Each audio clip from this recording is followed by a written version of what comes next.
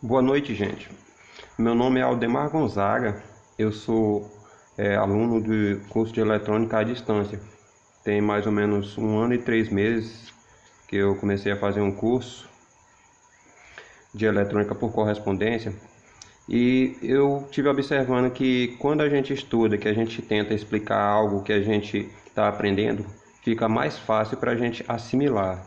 Então é nesse intuito que eu venho aqui compartilhar com vocês esse vídeo falando sobre o pisca-pisca, mais conhecido aí na internet, que o pessoal conhece como pisca-pisca, que na verdade é um multivibrador astável. O circuito dele é esse aqui, ó. Entende? Tenho até aqui um circuitinho montado, vou mostrar aqui para vocês vocês lembrarem melhor, entendeu? Esse é chamado de multivibrador astável porque ele não tem um estado estável. Ou seja, se ele tivesse um estado estável, apenas um desses LEDs aqui estaria aceso, entendeu? Só que como ele é um astável, ele não tem estado definido, logo um LED pisca após o outro, dependendo do tempo que a gente calcula para poder esse circuitinho comutar.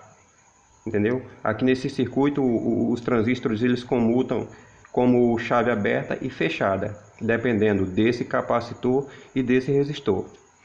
Então, vamos lá. Espero que eu consiga aqui explicar direitinho para vocês como é que ocorre esse funcionamento desse circuito. Vamos imaginar o circuito em câmera lenta. Entendeu? O caminho percorrido pela corrente. Inicialmente, quando nós apertamos a chave S1, esse meu potencial de 9 volts, ele começa a querer passar através dos componentes. Vamos imaginar então que o capacitor, em um rápido instante de tempo, ele é um curto, entendeu? Todo capacitor ele se comporta como um curto quando ele vai se iniciar na carga dele, porque o capacitor, o funcionamento dele é semelhante ao funcionamento de uma bateria, entendeu? Para o circuito, para a tensão contínua. Então é o seguinte, imaginemos que esses 9 volts ele saiu daqui, né? Ligamos a chave. Ele vem passar por esse resistor R1 e pelo LED. Como o capacitor aqui se comporta como um curto, e outra coisa muito interessante desse circuito é o seguinte, não só desse circuito, mas de todos os outros. Todo transistor, em comparação com o outro, ele nunca vai ter o mesmo ganho.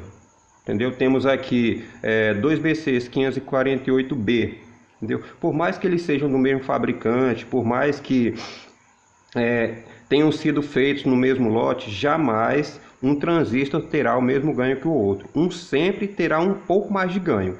E me baseando nisso que eu estou querendo mostrar isso aqui para vocês. Digamos então que o Q2 ele tem um ganho maior do que o Q1. Então ele aproveitará esse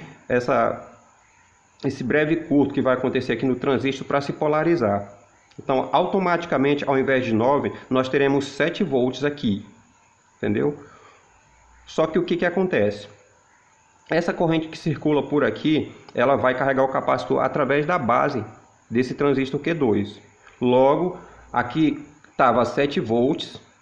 Entendeu? E determinado pelo resistor R1, o LED e o transistor, haverá aqui uma carga nesse capacitor. Logo, nós teremos 9 volts aqui, ó. Logo. E enquanto há essa carga aqui, esse transistor já está polarizado, havendo aqui o acendimento primeiramente desse LED, por causa da primeira corrente que passa por aqui, e aqui,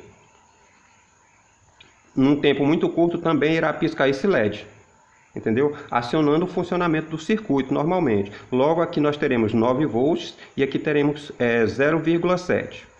Ok. Só que como esse transistor foi acionado, nós colocamos 0 volts aqui, entendeu? No catodo desse LED, que é o LED 2. Automaticamente, quando nós colocamos 0 volt aqui através da saturação desse transistor, virá por aqui uma carga que era destinada para esse transistor, ela virá por aqui por esse capacitor e começará a carregar esse capacitor, entendeu? Quando esse capacitor ele atingir o valor aqui de mais ou menos 0,6 volts, nós iremos polarizar aqui agora o Q1, entendeu? E polarizando o Q1, automaticamente esses 9 volts cairão para zero, entendeu? Agora não esqueçam que o capacitor se comporta como uma bateriazinha. Veja que temos aqui um diferencial, entendeu? Uma diferença de potencial, uma DDP. 9 menos 0,7, nós temos aqui uma diferença de potencial de 8,3 volts. Como nós acabamos de polarizar esse transistor aqui, através da carga desse capacitor, que chegou a 0,6, aqui nós colocamos 0 no lugar desses 9 volts, entendeu? Veja que de 9 ele caiu para 0 volts, ok? Caiu 0 volts. Já não temos mais 9 aqui. Entendeu? A queda de potencial vai se dar diferença tanto desse lado como desse lado.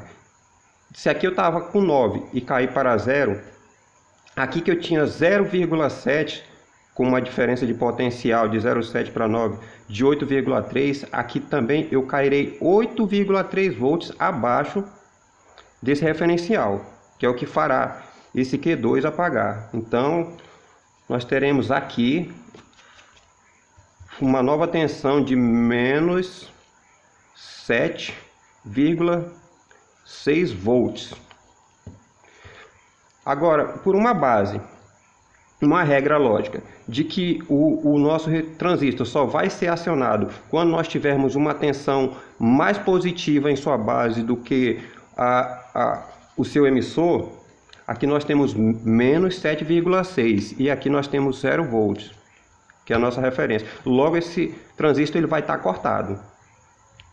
Por quê? Porque a nossa base é menor do que o nosso emissor. Esse transistor estando cortado, nós colocaremos aqui agora 9 volts. Entendeu? Foi o período que chegou para se carregar esse capacitor para podermos saturar esse aqui. Enquanto aqui está 0, aqui temos agora 9 volts. Entendeu? Está aqui a nova diferença de potencial. Esse 0,6 ele vai acabar ficando em 0,7. Porque representa a saturação do transistor. Entendeu? Esse ciclo que ocorreu aqui para carregar esse capacitor para termos 0,7 volts e aqui 9 volts, ele agora ocorrerá desse outro lado. Entendeu? Temos 0 volts aqui, através de R2 nós iremos carregar o C1. Né? Vamos subindo, subindo, subindo, chega a 0. Quando ele novamente chegar em 0,6 volts,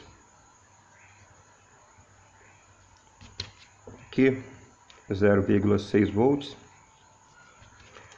automaticamente iremos polarizar esse transistor que não estava polarizado, acontecendo depois que polarizarmos esse transistor, colocaremos novamente esse potencial de 0 volts aqui,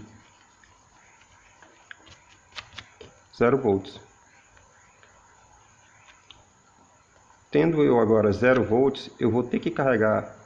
Eu derrubei os 9 volts daqui, descemos um potencial, que aqui também havia uma queda, exatamente igual a esse lado, de 8,3 volts. Eu estava em 9, eu caí para 0 aqui, com a diferença de 0,7, 8,3. Também caiu 8,3 aqui, automaticamente. Aqui nesse capacitor, nós teremos menos 7,6 volts. E como vocês puderam observar, com esse menos 7,6 volts, esse transistor agora estará cortado. E aqui novamente subirá o nível de 0 para 9 volts. E esse ciclo fica se repetindo. Vai lá, vem cá, vai lá e vem cá. Entendeu? Então esse é o funcionamento desse circuito. Eu resolvi compartilhar isso com vocês para poder fixar melhor o que eu venho aprendendo no meu curso de eletrônica, que eu comecei a fazer tem 1 ano e 3 meses. E também porque até agora eu ainda não tinha visto alguém explicar esse circuito detalhadamente. Então eu espero que eu tenha conseguido o meu objetivo de ajudar os colegas, né?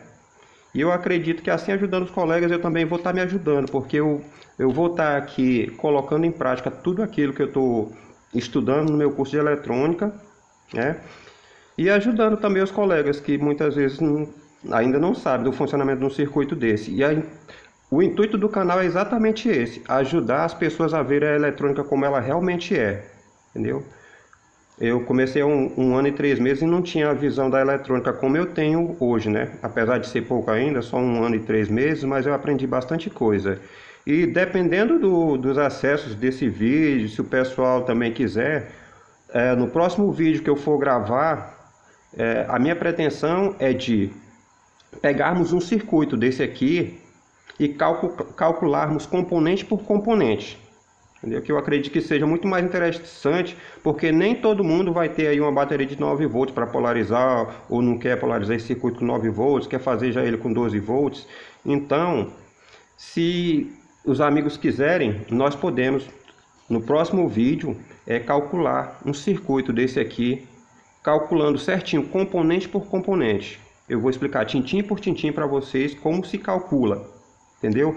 E quando terminarmos de calcular todo o circuito, nós vamos comprovar o funcionamento dele na prática, entendeu? Vamos montar o circuitinho e comprovar o funcionamento dele na prática, exatamente como esse aqui, só que com o diferencial de que nós vamos calcular nosso circuito, entendeu? E o prazer de montar o circuito que a gente mesmo calcula, que a gente vê as polarizações corretas, quanto que vai ter em cima do componente tal, o que o componente tal vai fazer, é maravilhoso. Eu posso garantir isso para vocês. Então, meus amigos, obrigado por terem assistido o meu vídeo até o final. Deem o joinha de vocês, comentem, sejam educados nos comentários. E eu peço também que vocês se inscrevam no canal, para que a gente possa ter mais força para estar postando mais vídeos interessantes, entendeu? Ensinando a eletrônica de uma maneira mais visível, né? Que eu pude observar que no YouTube tem bastante coisa, mas a maioria ainda está embaixo de uma nuvem, entendeu? Tem um monte de segredo, e o que eu puder passar para vocês, eu vou estar fazendo minha parte. Valeu, meus amigos, fiquem com Deus.